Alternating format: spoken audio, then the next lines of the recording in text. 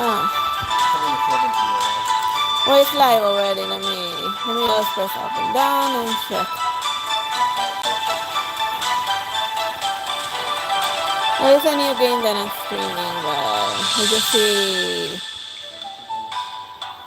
just see if it's really live or not. Enter from within to. Oh yeah. It's already registered. Oh yeah, so like basically, I'm gonna be streaming the story Spring into Joy, and it's of Time Princess. Time Princess is like a fairy comes to visit this girl, and then she tells her that her grandmother's lost across time and space. So then, using a magic book, she goes back in time in order to find her missing grandmother and run into various adventures here and there. And at its core, it's a type of styling game, but more heavily focused on like historical stuff and like license-free books. Like it even has like some Phantom of the Opera here and there. But I'm gonna be streaming the only story that I have managed to play from beginning to end. Like each of the little episodes are not connected to each other, so it's fine to just play various chapters. It doesn't follow like a long plot per se. Alright. So let's start with the first one. Deity or demon?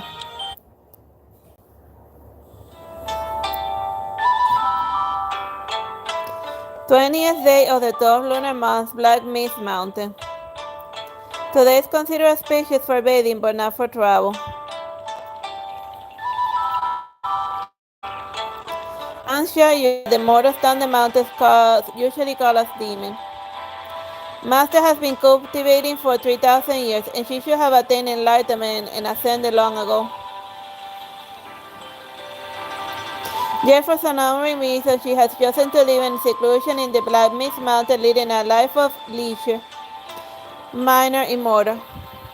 I am curled up in a warm, dry, shin-fan cave and about to doze off when suddenly a shrill scream pierces the air.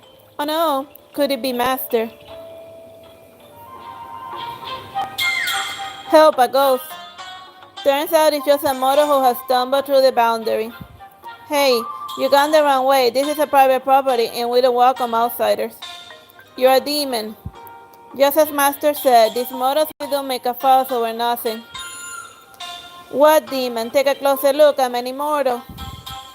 I quietly recite an incantation with a wave of my hand, and the mortal's outer robe soaked by rain and snow dries instantly.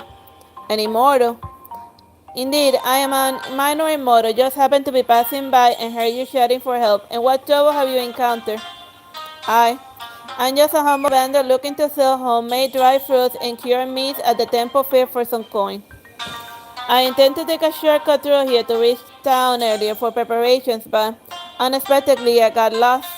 And just now I saw the trees moving by the lake and thought I seen a ghost. So that's what happened. What a coward. What exactly are these dry fruits and cured meats and you just talked about? And what about a temple fair? The man wipes his hand on his rough jacket and pulls out something I never seen from a basket on his back and put it in my hand. Since you saved me, if you don't mind it. I open my hand and looks like these are melon seeds, logans, and walnuts. And right after that, the man pulls out a small leaf wrap package from his basket and hands it to me. Would you like to try it, immortal? I am skeptical at first, but curiosity eventually gets the better of me. I pick up the smallest piece of black and red algae and take a small bite. It smells so good. I live in the Black Mist Mountain my whole life, drinking dew and absorbing the essence of the sun and moon. I never knew that anything this tasty in the world. This is cured meat I made myself, although it cannot compare to the dishes served in the town's grand restaurant, and I assure you ingredients are of the finest quality.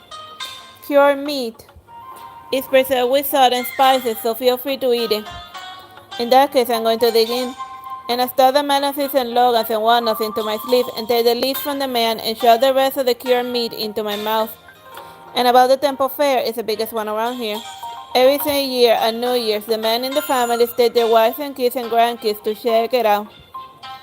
I listened to the man's lively description as I munched on the melon seeds. And there's a lot of amazing food and beautiful lanterns there. Good food and beautiful lanterns. You mean it's even better than what I just had? Absolutely. And this man's word sends my spirits drifting to this incredible temple fair, a place I can only imagine. Tell me everything about this temple fair. Where is it and how do I get there? And how do you even say it? After getting the location for the temple fair and showing the man the way down the mountain, I turned into a wisp of green smoke and returned to the Sinn Féin cave. I thought about going with him as a snake in his basket, but my master would be furious if she knew I was gone. Better put some kind of illusion first. And I returned a freshly sprinkled bamboo leaf from my sleeve and gently blow on it. And a body that looks exactly like me appears on the bed lying under the silken covers, looking soundly asleep. Perfect. I clapped my hands and turned my back into a wisp of green smoke and chasing the man down the mountain to the town where the temple fair is held.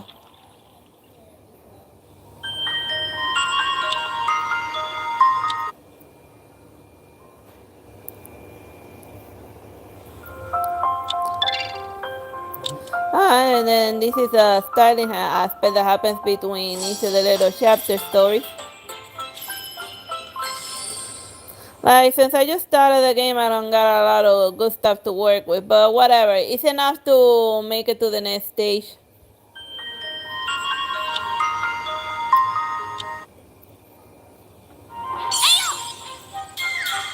Ouch. Who's trying to get me? Hold on, I know this power. Master. A fragrant breeze was over, and a large flurry red tail wrapped around me, rendering me immobile. Master, I'm amazed you got an even more powerful in just a few hours. You're truly worthy of admiration. And where are you rushing off to, girl? Well, I've been in the cave for a while just stretching my legs. Nonsense, you're trying to sneak down the mountain, right? It's broad daylight and I'm leaving the mountain opening. How can you call that sneaking? Sayo, take a good look. The moon is already up among the branches. And why do I always speak before I sing? And I can't talk my way out of this now. Master, I thought you went to Shin Chin. And how are you back so soon? Before I left, I put a little spell on the snake pendant you're wearing. And if you try to take on one step outside the mountain's boundary, I will know. Master, how can you be so unfair? I'm over 200 years old and not a kid anymore. Why do you get to go down the mountain whenever you want, but I have to be stuck here? It's not fair. Alas, you're really just a child. Years ago, there was another little green snake just like you who kept nagging to go down the mountain. But she was much smarter than you and definitely wouldn't use a bamboo leaf as a standing, making it so obvious. Realizing that Master was watching my every move, I feel uneasy. Master, how can a little snake with barely any powers withstand the dangers of the mortal world? Master, can you release me first? No. Master, you've been using your tail to hold on to me this whole time, and it must be tiring for you even if you don't feel it right. I got enough tails for my whole family, and if you're feeling a little bit chilly, I could always lend you a few more. Yeah, 'cause she's like a fox spirit, and they have, like the nine tails for Naruto. Kitsune is the proper name, but nicer. Master, please just let me go down the mountain. Oh? And are you planning to turn your back on your master and walk out of my life? Absolutely not. I just, so you always been so obedient, and what's gotten into you that you suddenly want to go down the mountain? I've been cooped up in Black Mist Mountain for over 200 years. I'm dying of boredom. Is that the truth? And if I were to tell you the real reason, will you promise to let me go down the mountain first? Of course. I long to visit a temple fair of the mortal world. I won't agree. It's really annoying when you just stop talking in the middle of a sentence like that. A temple fair, and that cow spirit from the six-pine forest has gotten into you again, hasn't it? And you're always fascinated by whatever it brings you. And I tell Master everything about how I got the vendor down the mountain. Master, you won't believe how good these snacks are, and you gotta try them. Master shields her mouth with a look of disdain. I have no taste for mortal food. Are you telling me you never once tasted human food? What of it? And how can you dislike something you never even tried? And you're really bad for me at times. I'm about to try to sweet talk Master into letting me go down the mountain. Out of nowhere, a huge snowflake starts falling down from the sky. And Master flicks her hand and fluffy tail and whips us both into a deserted, rundown temple. Master, looks like you do care about me after all. I just don't want to get my clothes wet. And should she just use magic and avoid getting a single snowflake on her, talk about being stubborn. And with the snow coming down, you're not going anywhere. You're coming back with me. If you want to convince me, you're going to have to do better than that. You always tell me that you can't force things in life. And why can't you just follow your own advice now? I'm just worried about you're too innocent and we'll get into trouble out there. If you're so worried, why don't we go down together? Absolutely not. The smell of human makes me want to throw up. Alright then, if you insist leaving, you have to prove yourself and answer these 3 questions correctly, and I'll let you go. Do you really mean it? Once I said something, I stand by and my word is my bond. Then please ask your questions.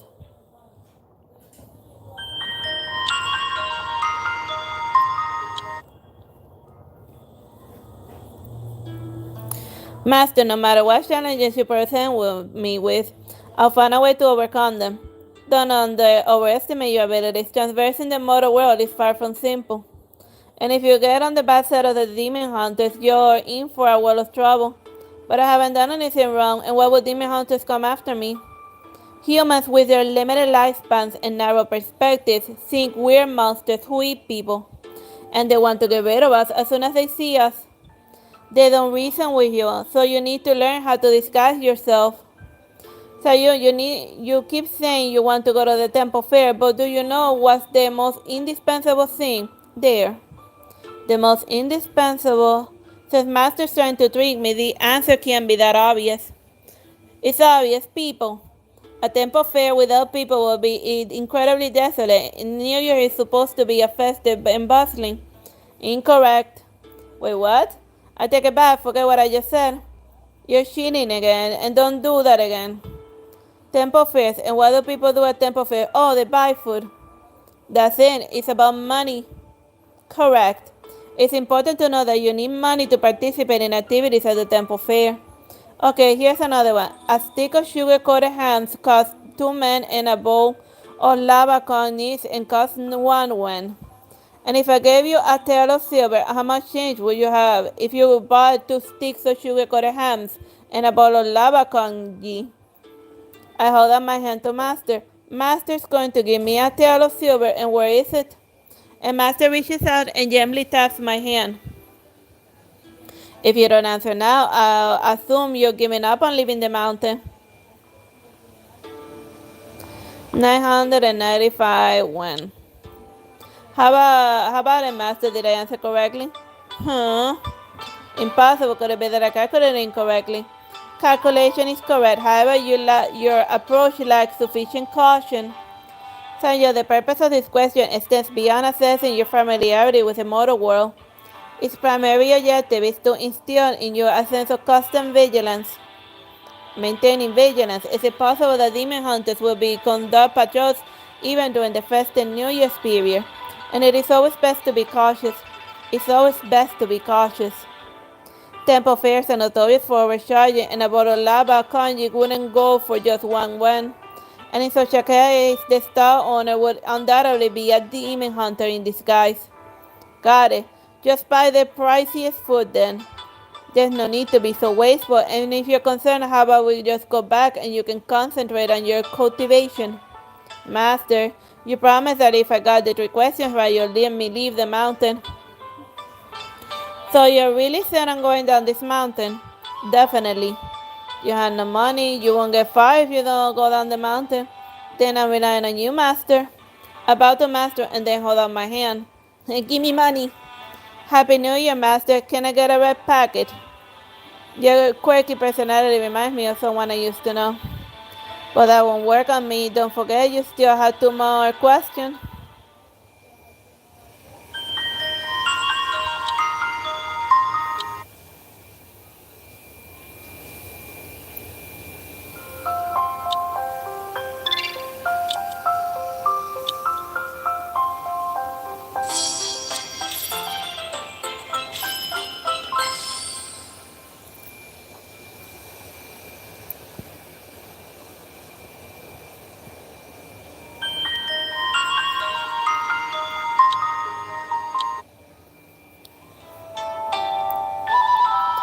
Master, no time to lose. Give me the question. It's not easy to blend into the human world without being spotted by demon hunters. Humans do everything differently from us. You're not planning to go down the mountain looking like that, are you? I look down at my thin, gauzy dress and I remember the vendor.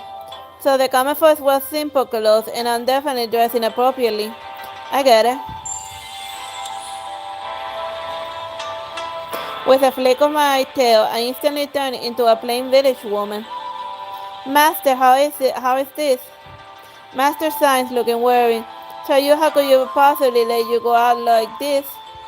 This isn't working either and I need even change my face to blend in.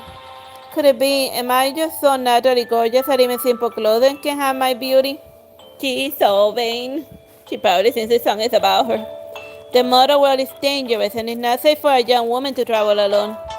Even if you don't run into any demon hunters, there's still plenty of bad guys out there who cause trouble. Master, you're not just saying this to scare me so I won't leave the mountain, are you?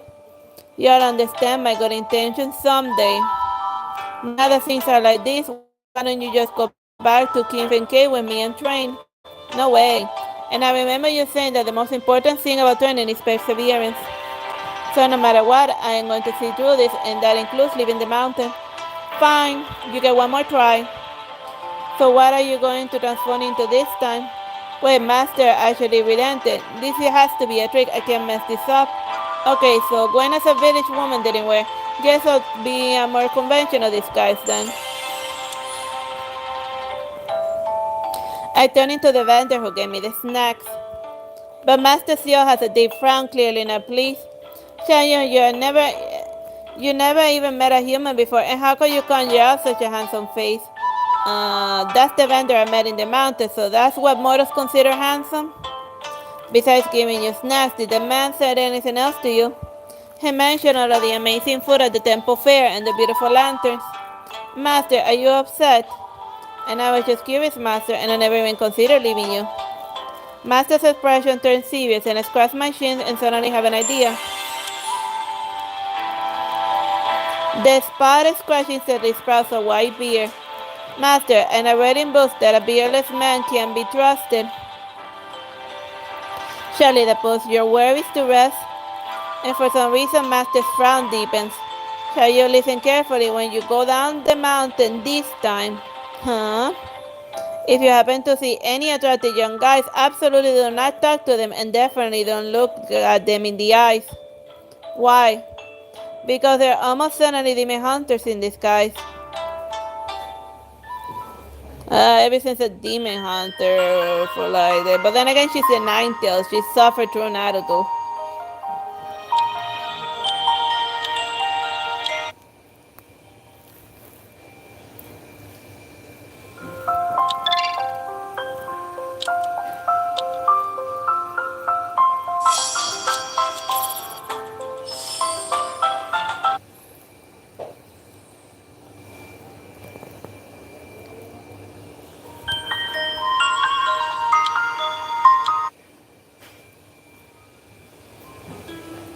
Chayo, if you answer incorrectly the last question, I absolutely will not allow you to go down the mountain.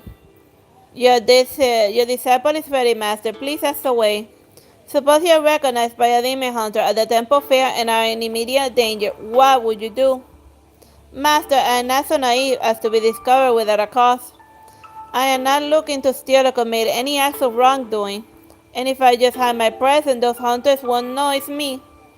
This is just a hypothetical scenario. Say you were actually discovered and you weren't prepared. What then?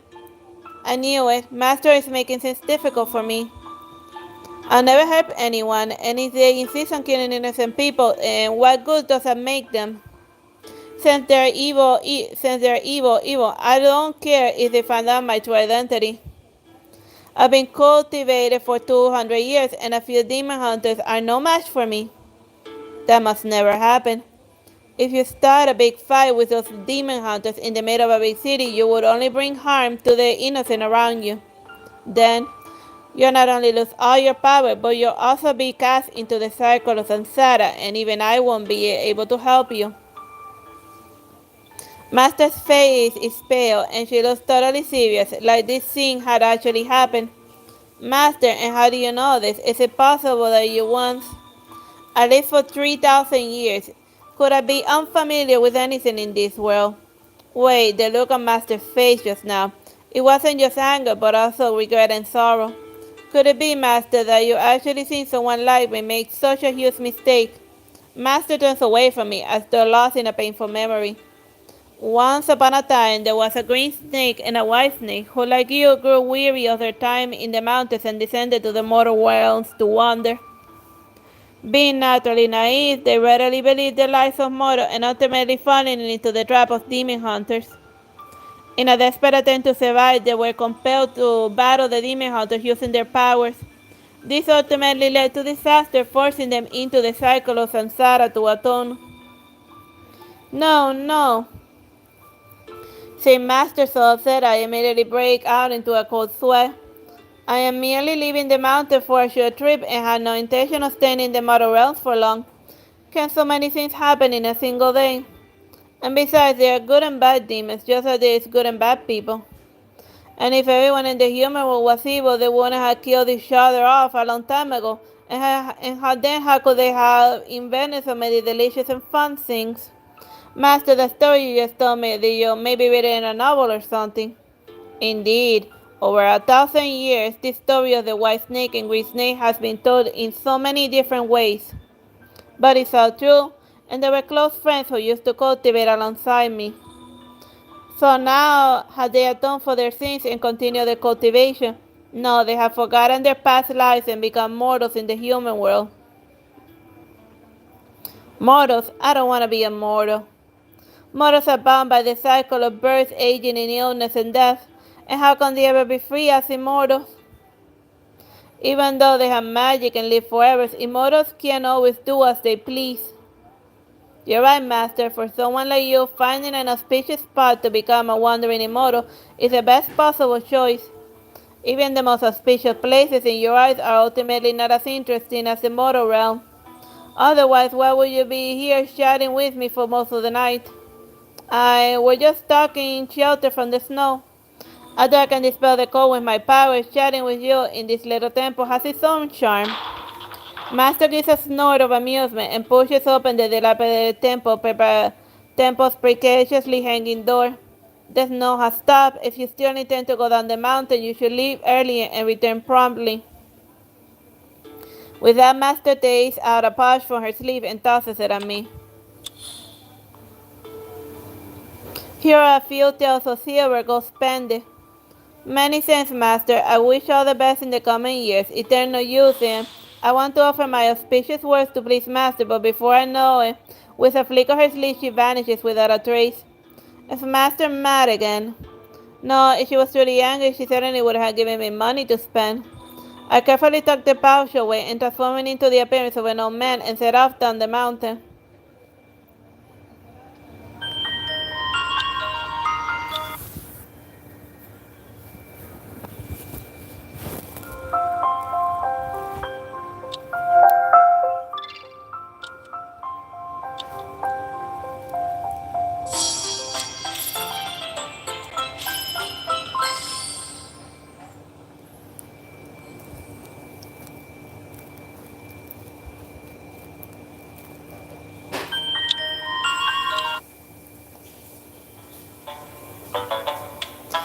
29th day of the 12th lunar month, Bailu. Today is considered auspicious for opening a business, but not for acquiring money. Also, if you open a business, but you're not gonna, you can open a business, but you're not gonna make money out of it. So it sounds like a bad deal all around. This is the biggest town for miles, with festive decorations everywhere and a lively atmosphere. And I follow the crowds and find myself in the streets where the temple fair is held. Stalls selling snacks, food, toys, and cosmetics line the entire street. And in the center of the fair, many strange outfits are performing fire breathing and sword swallowing. And I stop a passing child and ask him for direction. Hey kid, what's that man doing over there when everyone's gathered? The man? Oh, you mean the street performer. They're the most popular troupe in town, and they perform here during the festivals and holidays. A troupe? What's that? Sir, you... The boy gives me a pitiful look and shakes his head and walks off. What an impolite child.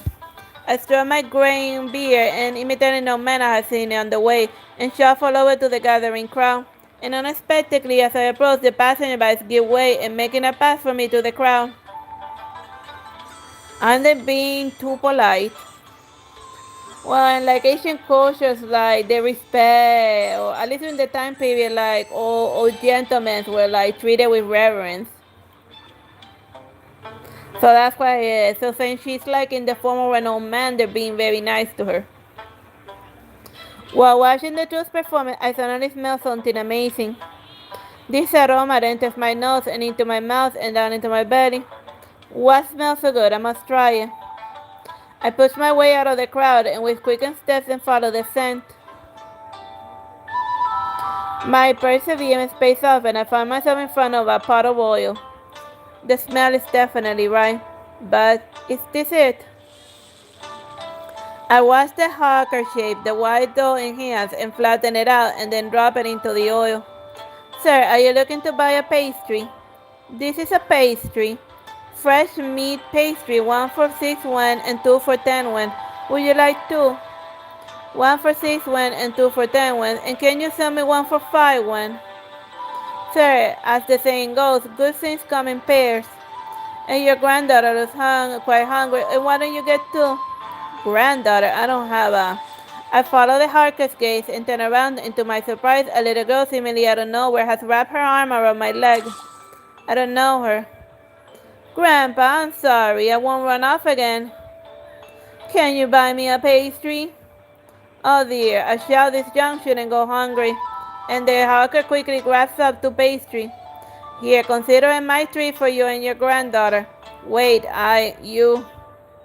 And since I became an adult and I had never been in such a perplexing and awkward situation. And I scratched my head and reluctantly reached into my robe to retrieve the purse my master gave me and hand over the teal of silver to the hawker. It's the Lunar New Year and I know it's tough for you too. But before I can finish, the vendor has stuck the silver into his sleeve. Okay, here's your pastry. And here's your charge. Have a good day. Someone grasped my pants leg. And I looked down and glancing at the pastry in my hand and then at the upturned face of the forlorn little girl. Fine, you can have one then. And the little girl assesses the pastry happily and buys and immediately takes a few ravenous bites. Where are your parents? I should help her find her family and get the money for the pastry back. I'm lost. Do you know your way home? The little girl shakes her head. What should I do? Wait a moment, I recall that story that people usually go to the authorities when they are in trouble. And why don't I take you to the authorities? They are capable of people who can bring you to your home. And I want to go to the authorities. The little girl's cries immediately draw the attention of onlookers from another direction. No, I don't know her. And the surrounding whispers grow louder. If this draws the attention of some demon hunter, I'm in big trouble. Oh well, just forget about the fight one. I'm just about to ditch the little girl and run when a young woman suddenly bursts to the crowd and comes running towards me, screaming and crying. My child, I've been searching everywhere for you. With that, the woman reaches out and grabs the little girl from my side, but the girl, clutching her pastry desperately, hides behind me. And after some back and forth, they start circling around me. Stop! And without further ado, I simply sit cross-legged on the street, on the steps by the roadside. You two carry on, I'm tired. Grandpa, help, I don't want to go home yet. So she truly is your mother. Madam, your child just ate one of my pastries. 5 rand, please. You child, how could you eat food given by a stranger? Throw away the pastry and come home with me this instant. No way, I'm not done having fun at the temple fair yet. Madam, that's where you're wrong. This pastry hasn't done anything wrong, and it's such a waste to do that. And perhaps we should settle the matter of the payment first. Who knows if you're a swindler or some kind of thug? If I hadn't any arriving time, my daughter might have been adopted by you. Say what you will, but your child ate my pastry, and everyone around here saw it. Oh man, like going to war for a sweet, I can relate. The pastry hawker saw it too, wouldn't you agree, little girl?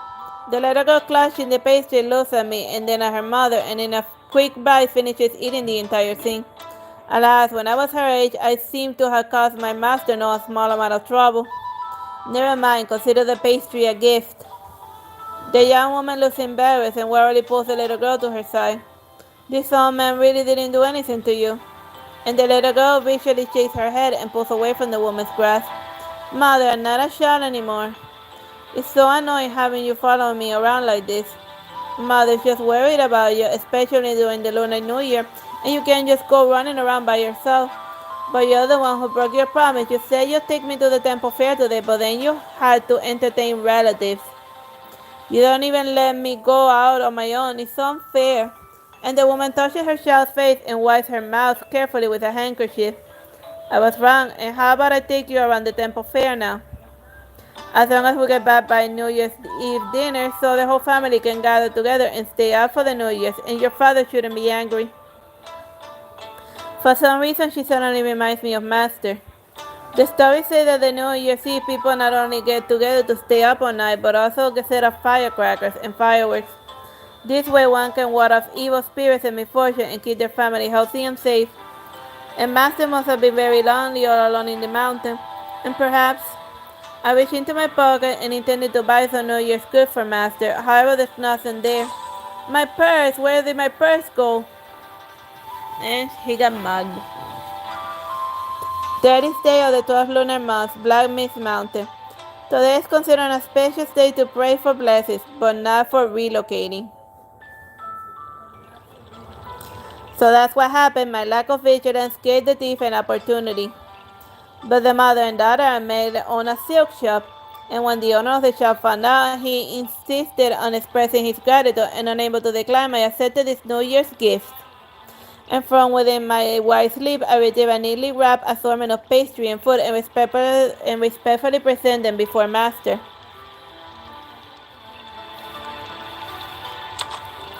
I told you countless times I don't like human food.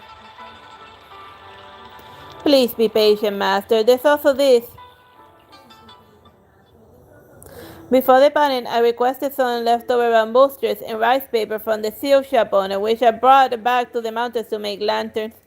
It is said that there is also a custom in town where every household makes a display of lanterns during the lunar year. How about we make lanterns every year from now on? And the little lanterns are slightly enchanted by my magic and hover in the air just like at the temple fair. What do you think, Master? Isn't it beautiful? They are indeed beautiful. And Master offers no further comment, but instead pours us over a cup of wine.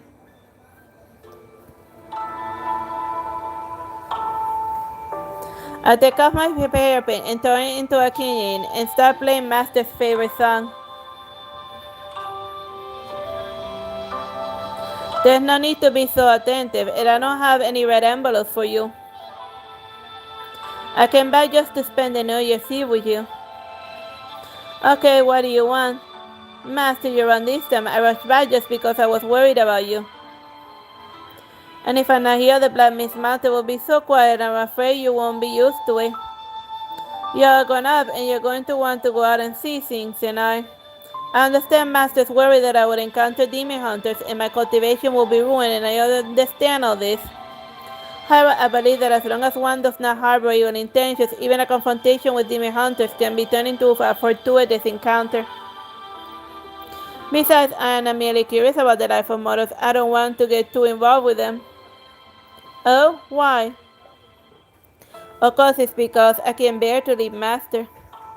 No matter how far I travel, I would always return to your side in the end. Master smiles faintly and finishes the wine in her cup.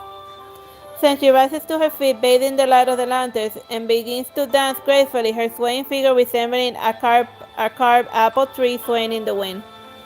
Every New Year, I will always be by my Master's side like this, and this year is naturally no exception.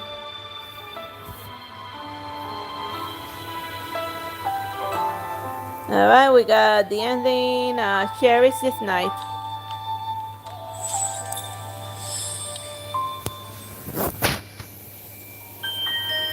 Alright, and that's a little story. I hope you have fun with me streaming for the first time, Time Princess. I will stream it again once I make progress in a different story. Bye bye and God bless.